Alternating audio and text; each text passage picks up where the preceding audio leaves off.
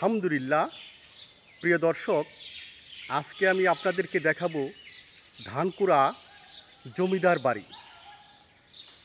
ধানকুড়া জমিদার বাড়ির জমিদাররা সর্বপ্রথমে ভারতের দিল্লি থেকে এসে মানিকগঞ্জ জেলার সাটুরিয়া থানার ধানকুড়া গ্রামে এসে বসতি স্থাপন করেন। ধানকুড়া জমিদার বাড়ির প্রতিষ্ঠাতা হচ্ছেন জমিদার নরসিংহ রায় চৌধুরী। জমিদার নরসিংহ রায় চৌধুরীর ছেলে ছিলেন গিরিশ গোবিন্দ রায় চৌধুরী। তার ছেলে ছিল হেমচন্দ্র রায় চৌধুরী। হেমচন্দ্র রায়ের ছিল 3 ছেলে, যথাক্রমে অমূল্য রায় চৌধুরী, বীরেন্দ্র রায় চৌধুরী এবং নির্মলন্দ রায় চৌধুরী। ধানকুড়া জমিদার বাড়ির আওতায় মোট 24টি কাচারি ছিল।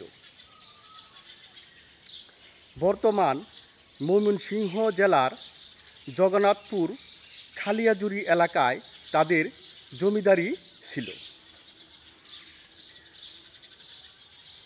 প্রিয় দর্শক, দেখুন সেই ধানকুড়া জমিদার বাড়ি।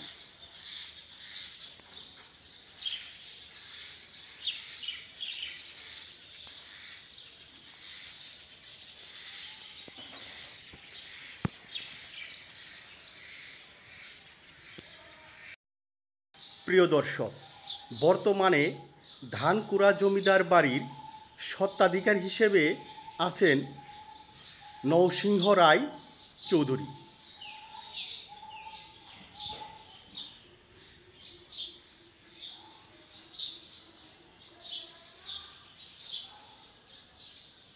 প্রিয় দর্শক, দেখুন সেই ঐতিহ্যবাহী ধানকুড়া জমিদার বাড়ি।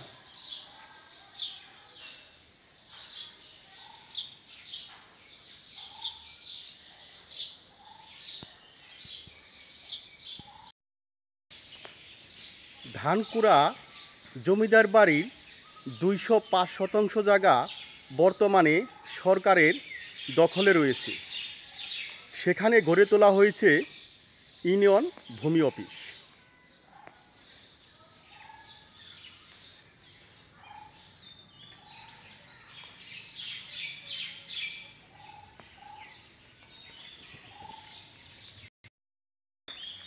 ধানকুড়া জমিদার বাড়ির বাইরেও রয়েছে আরও 15 একর জায়গা,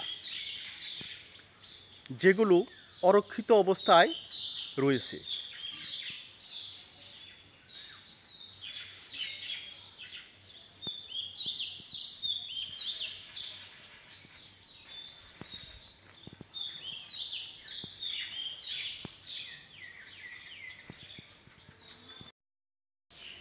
এই জমিদার বাড়ির পাশেই জমিদাররা একটি বিদ্যালয় প্রতিষ্ঠা করেছিলেন।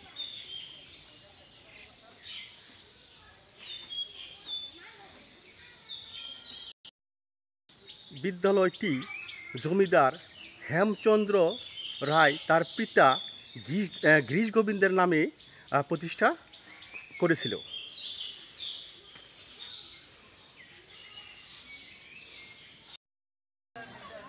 জানা গেছে যে জমিদার নরসিংহ রায় চৌধুরী সিংহের মতো বিক্রমী ছিলেন বলে তার নাম অনুসারে এই জমিদার বাড়িটি প্রতিষ্ঠা করা হয়।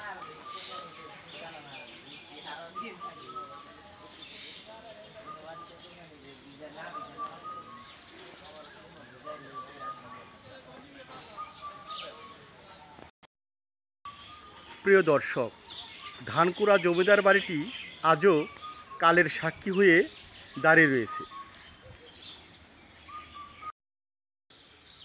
প্রিয় দর্শক, 1947 সালে দেশভাগ, 1950 সালে জমিদারি প্রথা বিলুপ্তি হওয়ার পর 1952 সালে ধানকুড়া জমিদার বাড়ির জমিদাররা স্থায়ীভাবে ভারতে চলে যান। প্রিয় দর্শক, যদি আমার এই ভিডিওটি দেখে আপনাদের ভালো লেগে থাকে তাহলে আমার এই চ্যানেলটিকে সাবস্ক্রাইব করে দিবেন। আমি আবারও কোনো না কোনো এইরকম সুন্দর একটি দৃশ্য নিয়ে, সুন্দর একটি জায়গা নিয়ে আপনাদের মাঝে উপস্থিত হব। ততক্ষণ পর্যন্ত আপনারা প্রত্যেকেই ভালো থাকুন, সুস্থ থাকুন। আসসালামু আলাইকুম ওয়া রাহমাতুল্লাহ।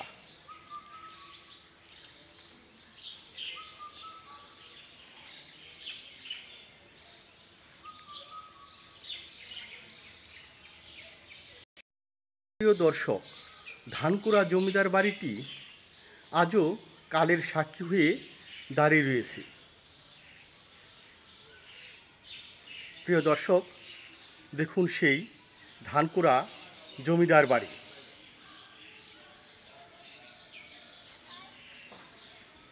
যদি এই জমিদার বাড়িটি সংস্কার করা হয় তাহলে এই জমিদার বাড়িটি হতে পারে ভ্রমণ পিয়াসীদের জন্য সুন্দর একটি স্পট। প্রিয় দর্শক, আমি আবারও ঘুরে ফিরে আপনাদেরকে সেই ধানকুড়া জমিদার বাড়িটি দেখাচ্ছি।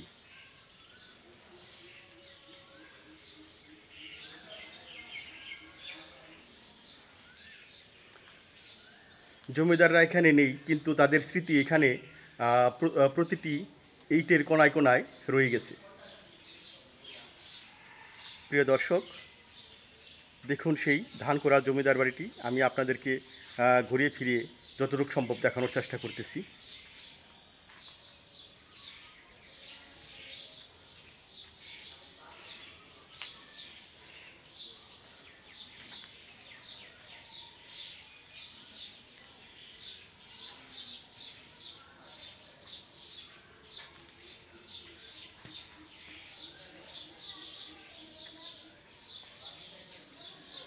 সাটুরিয়া থানায় কয়েকটি জমিদার বাড়ি রয়েছে, যেমন রয়েছে ঐতিহ্যবাহী বালিয়াটি জমিদার বাড়ি। ঠিক সেই রকম আরেকটি জমিদার বাড়ি হচ্ছে এই ধানকুড়া জমিদার বাড়ি।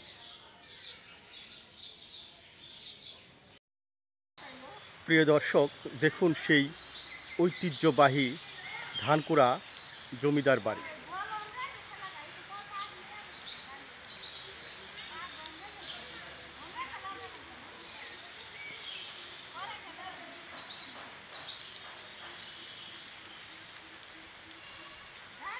ধানকুড়া জমিদার বাড়ির মাঝখান দিয়ে একটি সরু রাস্তা বয়ে গেছে, এখান দিয়ে লোকজন আসা যাওয়া করে। এটি হচ্ছে ধানকুড়া জমিদার বাড়ির উত্তর পাশ, আর সদর দরজা হচ্ছে দক্ষিণ পাশে, যেটি আমি আপনাদের কিছুক্ষণ আগে দেখিয়েছি। প্রিয় দর্শক, আমি এখন ধানকুড়া জমিদার বাড়ির ঘাটলা দেখাচ্ছি। এটি হচ্ছে ধানকুড়া জমিদার বাড়ির পশ্চিম পাশের যে ঘাটলা রয়েছে এবং পশ্চিম পাশের যে পুকুর রয়েছে, সেই পুকুরটি এখন আমি আপনাদেরকে দেখাচ্ছি। প্রিয় দর্শক, পানায় একেবারে জরাজীর্ণ অবস্থায় রয়েছে পুকুরটি অনেক বড়, বিশাল। পানায় একেবারে জরাজীর্ণ অবস্থায় হয়ে রয়েছে এই ধানকুড়া জমিদার বাড়ির পুকুরটি বিশাল, অনেক বড়। প্রিয় দর্শক, দেখুন সেই ধানকুড়া জমিদার বাড়ির পশ্চিম পাশের পুকুরটি পানায় একেবারে জরাজীর্ণ অবস্থায় রয়েছে। সংস্কারের অভাবে পুকুরটি একেবারে অপরিষ্কার।